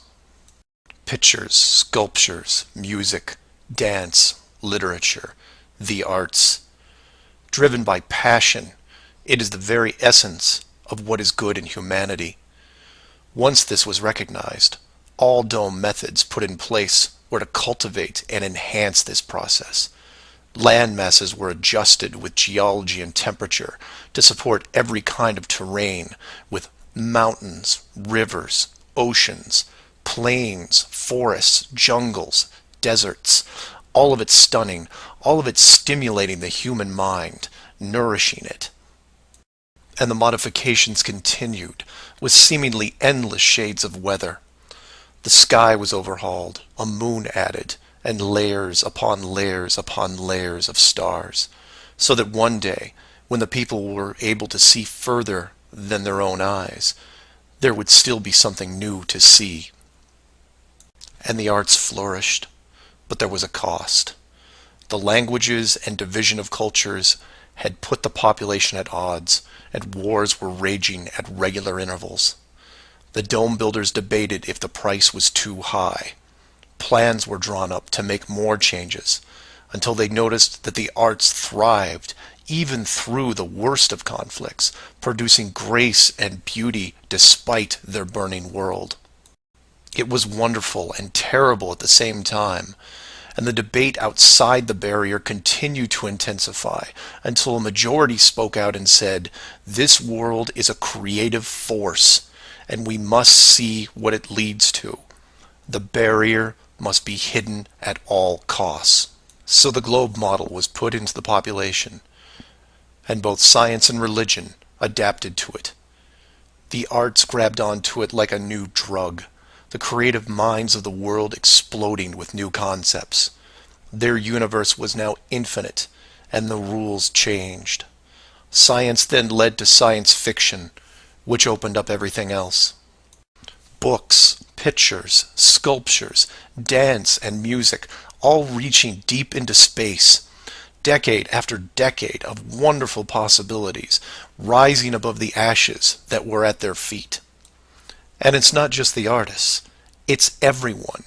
You affect others, who affect others, who inspire others, who build it, paint it, sculpt it, sing it, who then put it up on a pedestal and hold it under the light and say, "This is a piece of who we are." And for every one of them, there are hundreds of others who, for whatever reason, were unable to express the songs and images and stories that are in their heads. Imagination is far more important than knowledge because it is limitless. It is your shield, your sword against the cruelty of destructive forces. There are those right now who live in chaos, whose life is surrounded by a swirling nightmare from which they think they'll never escape. These are the true warriors of the world, and they are far braver than me. I am humbled by those who suffer the most. Know that mountains were built for you. Oceans were built for you. All of this was built for you, your struggles and your trials by fire. It may be today, it may be tomorrow, but one day the curtain will close and this stage will be struck. And when the dust settles, no matter where you are right now, you'll see the big picture and have new eyes, and you will be shown what wonder really is. And as you leave this most magnificent of theaters, heading towards the next, my hope is that you'll pause, look back at the stage and say, I was actually in it, you know, right there in the thick of things, and it was a sight to see. Because it really is a hell of a ride. Imagine what the next one will be like. This flat Earth perspective initially started out as a problem-solving exercise that was going to be built into Clue 7, otherwise known as the long haul. But after some research and a little patience, it has evolved into something that warranted its own section, and is a perfect example of good things come to those who wait. So emails and phone calls have been coming in, almost all of them positive. Several people from around the world commented on the southern plane routes. They said that while 95% of the long routes in that hemisphere were connections, which in itself raises red flags, there were a few pesky non-stops that seemed to contradict the overall logic. The question then posed to me was obviously, are they real flights? Could they be put there to throw the Flat Earth group off? If it was a trick, could I figure out what it was and how it was accomplished? I accepted the challenge and started my impression of Morgan Freeman as he went up against the Four Horsemen magician crew. Now, admittedly, I was skeptical to start, because the flights went against the third rule, that being the Flat Earth has no shortcuts. Only a globe has shortcuts. As in magic, I had to assume the rule was not being broken, but only hidden, or having the illusion of being broken. But first, I had to see the trick itself. I had to see the planes in question, and see them make the route. Anyone can list a flight, but does it actually go from point A to point B? With the help of several other people, this was then put to the test. While just about everyone with a cell phone knows about GPS and how it can track things, many people don't know that even though it's a system built by the military, there is a very public aspect to it. So while your phone is tracked at all times, so are other things, most notably all air traffic. Now, if you're military, you could view military planes. If you work at a cargo carrier like UPS or FedEx, you can view transport planes. The general public is mostly limited to commercial air traffic. This can be viewed in several places, and the one I chose was planefinder.net. You can use others like FlightAware, Flight Radar 24, Flight Tracker. It makes no difference, because they are all tied into the same exact GPS system. All these sites do basically the same thing, track every commercial plane in the world from start to end in real time. So I spend day after day looking at the Plane Finder global map, which you see here. At any given time, it's tracking between 3,000 to 7,000 flights that are en route anywhere in the world. You'll notice two different colors for planes, red and yellow. Yellow just means there's a 5-minute delay in processing and only applies to the United States. The point here is, in order to prove out these flights that go against flat Earth theory, I need to watch a few as they cross either the South Pacific or Indian Oceans. The web page updates automatically, but just to be sure, I close and reopen the page every 30 minutes or so and wait for an ocean plane. And I wait, and I wait, and I wait some more.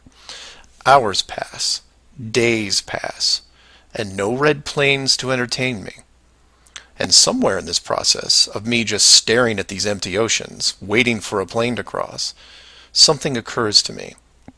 Can you guess what it is? Nothing is crossing these oceans. Not non-stops, connections, multiple connections, nothing. But that's not possible, right? The planes have to reach their destinations. So I change gears and just watch the coastlines of anything in the southern hemisphere, and I start to see it. I follow a simple plane out of Brazil on its way to South Africa, which, by the way, is not part of the long-haul argument. It's offshore just a few hundred miles. I get something to drink, and when I come back, it's gone. Just a glitch, right? So I follow another, and another, and the same thing happens again and again. Once the plane reaches an imaginary line in the water, GPS makes it disappear. Then a friend who is also working on this problem sends me some links, which I've included in the description.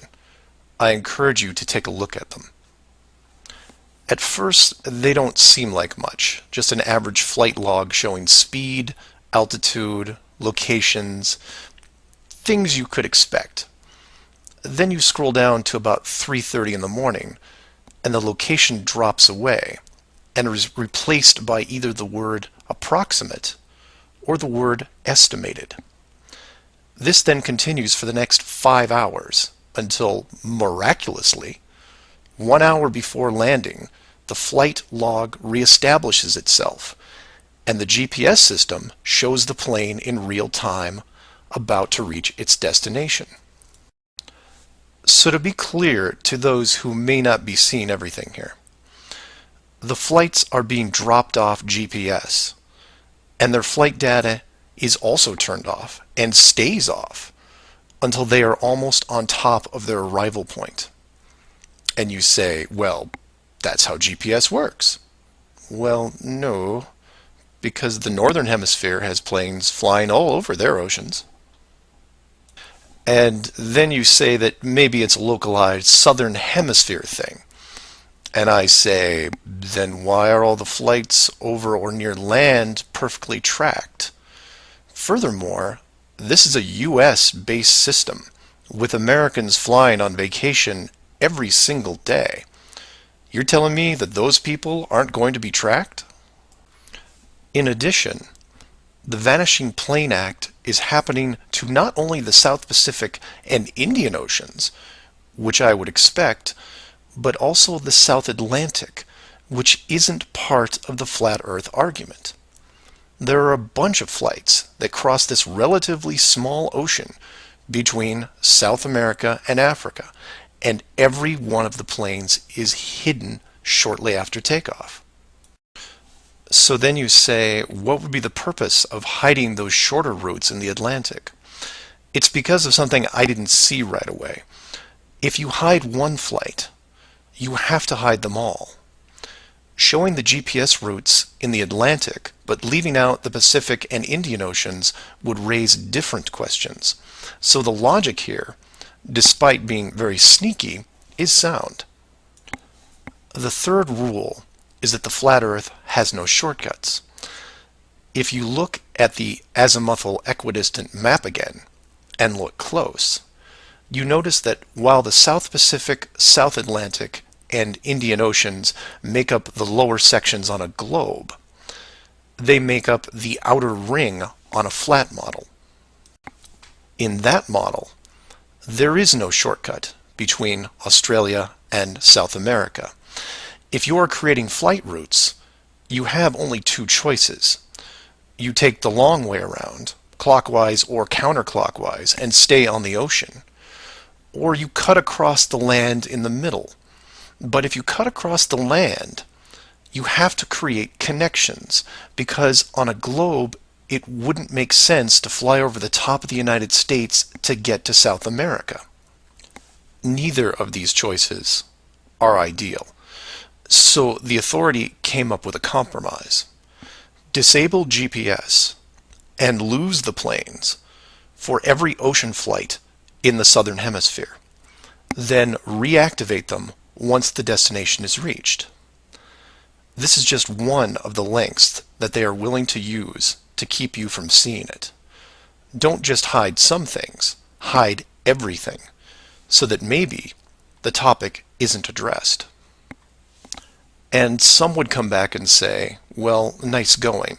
You just pointed out a flaw in their system, and sooner or later they will fix the gap Maybe. But not soon, I think. Remember, this is a rule, not a guideline. They can't change the map, so they have to work within its limitations. If they have a better workaround, I can't wait to see it. As you can tell from the title, I'm taking a different approach. Eventually, I was going to have to address the question of what happens next, or what we do now with the information at hand. If you've made it through the guide and the first 9 clues, then at this point you're either buying into the flat model or on the fence. If this is the first one you went to because of the title, I recommend you go back, because we're not going to do much in the way of reviewing. But if you're still with me, then you would agree that 1, the world you've been taught has been kept from you, and 2, one way or another, you would like to prove this out. So how is this possible? The authority in question, who created what you call the globe, is guarding all the gates. They protect the sky, the outer edge, and most importantly, the education system that shows us at an early age what they want us to see. Nobody listening to this has their own spaceship or advanced rocket program. Nobody actually owns a long-distance icebreaker. And while some of you may have a private plane, I wouldn't recommend testing a military barrier that technically doesn't exist. But then again, you have to remember that this is not the story of David and Goliath. The hidden world was never going to be sustainable forever. As a civilization evolves, the tools the authority uses as a method of control become more vulnerable. I've learned many things about systems over the years, and one thing that I find most interesting is as layers of strength increase, the higher the chance that they can be used to your advantage. But maybe I'm talking in riddles. I should be boiling it down to what can be done by showing you what's being hidden, what's important, and how it can be spread to others without looking like a crazy person. To be clear, and I can't stress this enough, do not start conversations with the word flat earth. Think of it like Fight Club. The first rule of Flat Club is that you do not talk about Flat Club. Before you started waking up and watching all these things, you were like me. You laughed and mocked everything that was flat earth.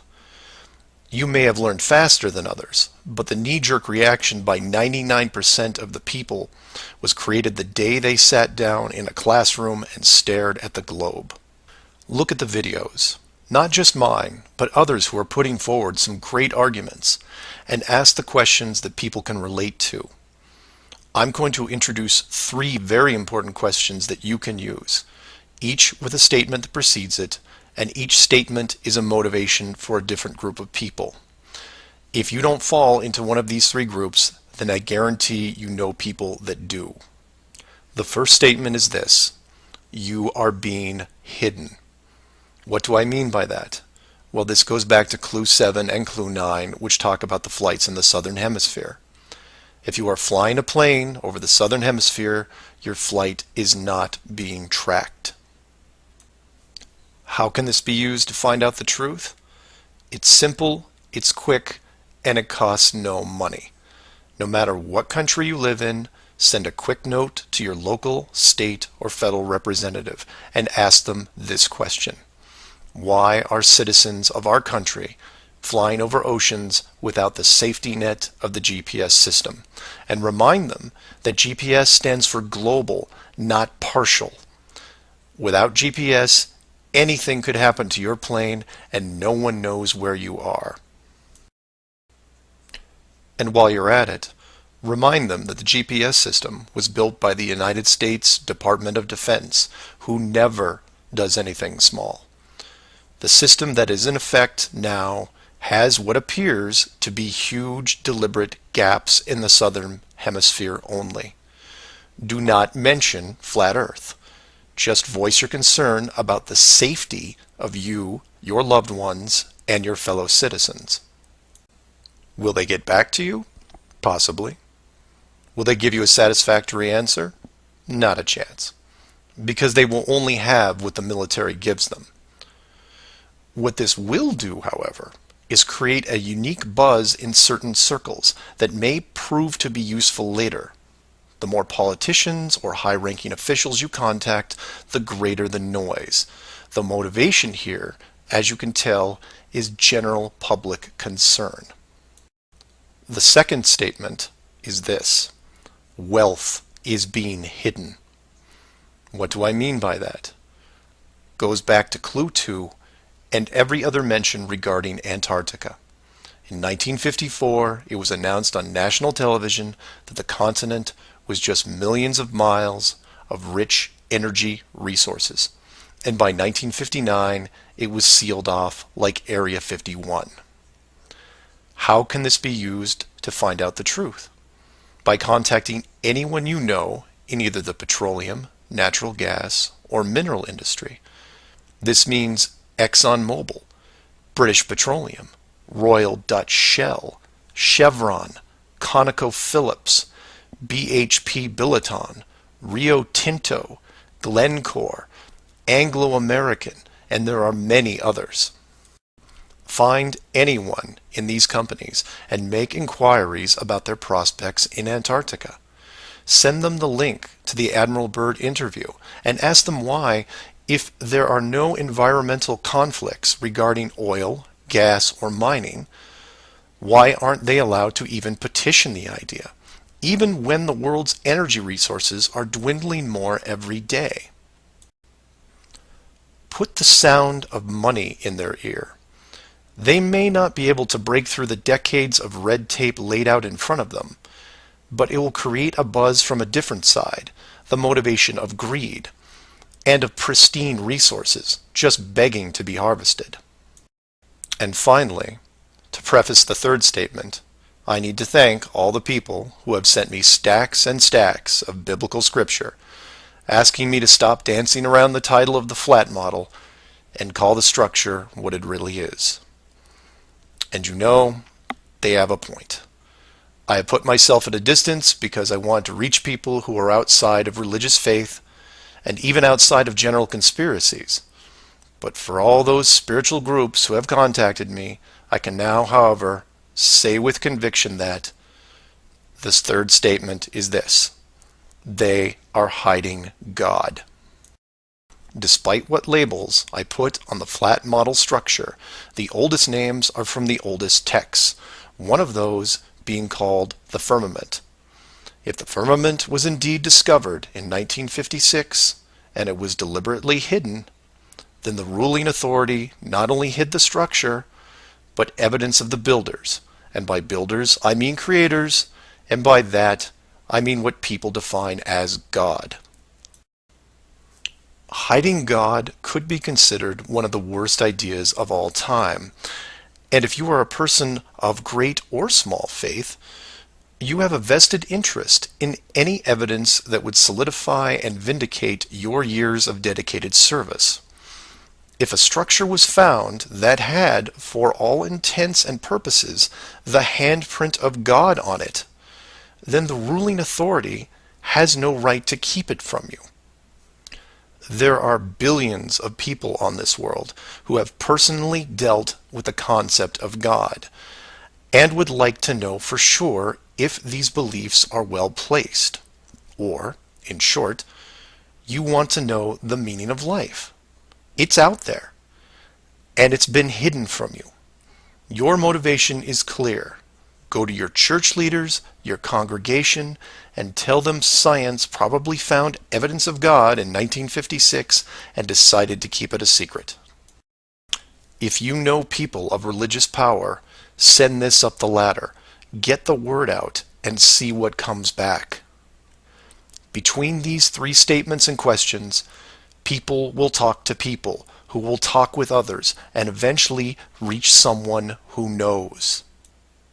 This isn't a grassroots or groundswell movement that takes a long time, because the system that has been used to mold and control you these past years has been based on speed, and by that I mean real time. All it takes is a single video, a memorandum, one whistleblower, one key person, and everything changes, not in months or weeks or days, but hours. And in those hours, everything changes because of the speed. People all over the world wake up and look at the sky with new eyes, and things start to get better. One person. That's all it takes. One person to come forward and share what has been hidden for so long. Maybe someone who is tired of all the games. Maybe someone who has gone year after year burdened by such a heavy secret. Maybe you, who are listening right now, who is looking for a reason to come forward. This is it. And if you don't want to walk into the light and be the hero, I understand. But if you can't, for whatever reason, then be anonymous. Share the message and help us make this world better, because it can be better. For everyone else, give this person an opening. Give them the opportunity and give them the support they need to help reclaim what's left of our civilization, because we need it now more than ever. I will keep spreading the word for as long as I can, in hopes that everyone that hears it starts seeing things with new eyes. And I encourage each of you to do the same. And maybe one day we will learn to treat others better than we treat ourselves.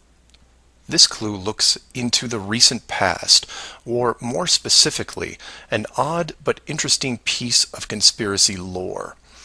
What I hope to show here is an example of how an enclosed system, once revealed, can change the world very quickly and in ways you may not have realized. To start, we need to go back a little ways to a controversial 2004 documentary called Astronauts Gone Wild. For those of you who missed this strange little gem, the summary is this. The producer-director Bart Winfield Sibrel went out to prove that all the moon landings were elaborate hoaxes. To do this, he set up interviews with the Apollo astronauts, giving them the impression that the interview was just routine. He then produced a Bible and asked each of the astronauts to swear on the book before the interview started. The interview was then supposed to be a series of detailed technical questions designed to trip up the astronauts. During the process, there was quite a bit of tension and some very uncomfortable moments, including one actual fist fight. Now, I'm not recommending that anyone actually go out and watch this hour-long documentary. For me, the astronauts have had to live with this guilt a long time, and leaving them alone seems like the humane thing to do.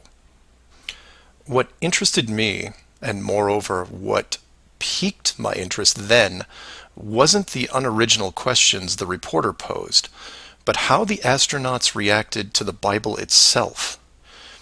None of the Apollo pilots would put their hand on it and swear that they went to the moon. In fact, most treated the book like it was made of plutonium. This puzzled me for years because it went against the basic rules of any cover-up, one of which is lie about everything. Now, the pilots of the Apollo program had done many interviews over the years, many televised, and had been going through their song and dance without really any instances of contention. So why not just go through the motions again? It is, after all, just a book, right? People lie under oath all the time. It's called perjury, and every country has an extensive system of laws and punishments to deal with it. These punishments don't seem to stop the people from committing perjury, and you can read about it almost every day.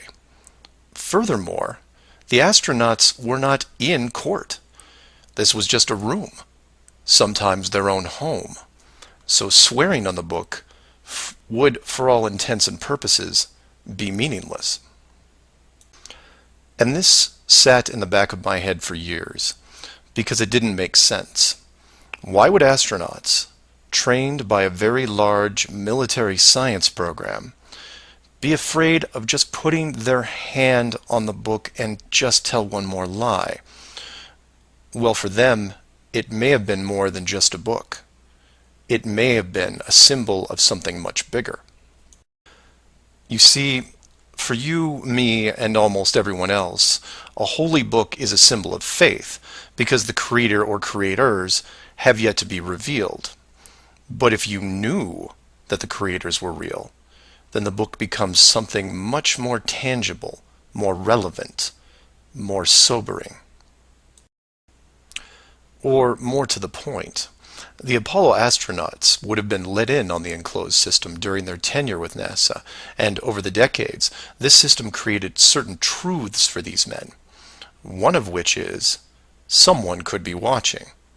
Now, whether the builders/creators are actually watching every little thing we do can be debated, but if you have proof that they are real, then the thought of your every move being scrutinized is a very real possibility. This is what you and I may suspect, but don't feel. The Apollo pilots, however, are a different story. If they were shown how the world really looked, then their attitude towards the book takes on a whole new meaning. In fact, it didn't have to even be a Bible. It could have been an encyclopedia or a piece of wood, because it was the idea that made them pause. And if you're still not getting it, then I'll ask you directly. If you actually saw some of the creator's handiwork and knew that there was a chance you were being watched, and there was a scorecard involved, would you swear against that and lie about something? Would you roll those dice and take the chance? Or to put it another way, everyone has gotten frustrated about something, then looked up and cursed the sky. Would you still do that if you knew that a creator was up there and possibly listening? That's just one example of how knowledge of the enclosed system changes people. The astronauts didn't want to roll the dice and lie because there was a real fear of retribution. And while they were confident that a bolt of lightning wasn't going to strike them down, they also weren't going to push their luck. And we all take on the same approach in daily life. Everyone who drives has run a stoplight. We know when we see the yellow light that it's too far away, so we hit the gas and hope for the best, especially if the traffic is light and we aren't putting anyone in danger. But you take that very same intersection and put a red light camera on it, well, then things change, don't they? Do you hit the gas and roll the dice? Not a chance. You hit the brakes and hope that you can stop in time because you are being watched. You may not be a model driver by any sense of the word, but you understand this rule and this place, and you don't break it. And this one aspect is why I'm pushing so hard to see the enclosed system revealed. Because as a civilization, we seem to be only as good as what we can get away with. This isn't an issue with freedom, it's an issue with doing the right thing. You know that running red lights is a bad idea. The camera is a reminder of that. Imagine all the things that would change for the better if the enclosed system was revealed. Would you lie to hurt someone? Would you rob a bank, commit fraud, or embezzle? Would you steal anything unless your life depended on it? And while people would still get angry and fight, would they maim each other? Would they kill? Would anyone knowingly commit murder? Would you bully or extort people for profit? In fact, knowing that the world was created, would you do anything malicious towards anyone? If the world is not a globe, but instead enclosed, then wars end. Hate crimes end. Maybe not overnight, but quickly. Because you may be, for the first time in your life, actually accountable for your actions. You realize now that you are a very real soul in this enclosed system, And you have a responsibility towards your fellow man, one that can be boiled down into one simple rule: treat others better than you treat yourself. This is why it's so important to show the world as it really is. This is why I am asking the authority itself to open the door and let this secret come through. You've kept this hidden for too long, and the people who live here with you have been through enough. This isn't about money or power anymore. It's about our very souls, the essence of who we are. Wealth and titles don't define your heart. Hiding the entire world may have seemed like a good idea at the time, but we have gone way beyond that. Have you actually seen our home recently? This needs to be fixed, and it needs to be now. The people won't forget the deception, but they will forgive you for it, because a truth like this will make them more noble, something we should have been since the beginning. So do your own research, and always, always ask questions, because that's the only way you will find all forms of the truth. Feel free to email me at msargent23@comcast.net or 303-494-6631.